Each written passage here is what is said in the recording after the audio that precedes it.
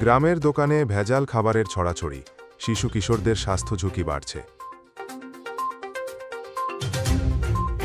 ফরিদপুরের নগরকান্দা উপজেলার কয়েকটি গ্রাম কাইচাইল, ঝাটুরদিয়া, পোড়াদিয়া, চর যশোরদি, জয়বাংলা, চাঁদহাট, হরিরহাট, নিখরহাটি গ্রামের বাজারের মুদি দোকান, চায়ের দোকান ও কনফেকশনারিগুলিতে পরিদর্শন করে দেখা গেছে, প্রতিটি দোকানে সাজানো, চোখ ধাঁধানো, মোড়কে মোড়ানো অসংখ্য নিম্নমানের খাদ্যপণ্য বিক্রি হচ্ছে।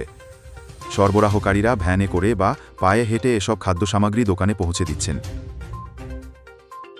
মাঠ পর্যায়ে গিয়ে দেখা গেছে, দোকানদারদের জিজ্ঞেস করলে তারা দায়িত্ব এড়িয়ে বলেন, আমরা তো টাকা দিয়ে কিনেছি, ভেতরে কি আছে আমরা জানি না। অথচ আইন অনুযায়ী ভেজাল বা নিম্নমানের খাবার বিক্রি অপরাধ। তবুও অনেক দোকানদার বছরের পর বছর বিক্রি না হওয়া খাবার বা ইঁদুরে কাটা প্যাকেটও শিশুদের হাতে তুলে দিচ্ছেন।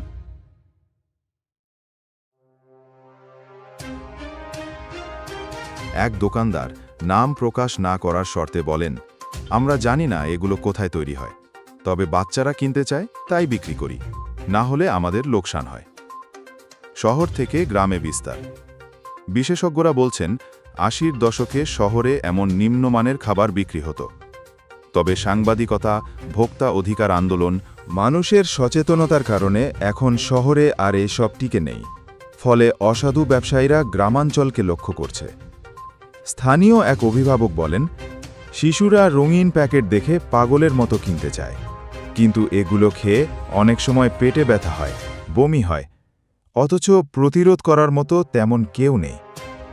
নামিদামি ব্র্যান্ডের নকল।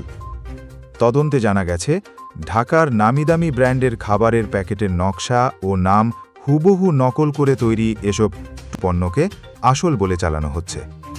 এতে বৈধ কোম্পানিগুলো ক্ষতিগ্রস্ত হচ্ছে, আর স্বাস্থ্য ঝুঁকিতে পড়ছে গ্রামের শিশু কিশোররা। ভোক্তা অধিকার সংশ্লিষ্ট ব্যক্তিরা বলছেন, এ ধরনের অবৈধ ব্যবসা বন্ধে প্রশাসনকে দ্রুত ব্যবস্থা নিতে হবে।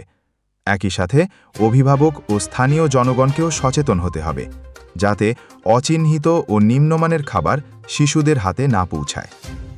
Multimedia correspondent, Nagarkanda, Faridpur.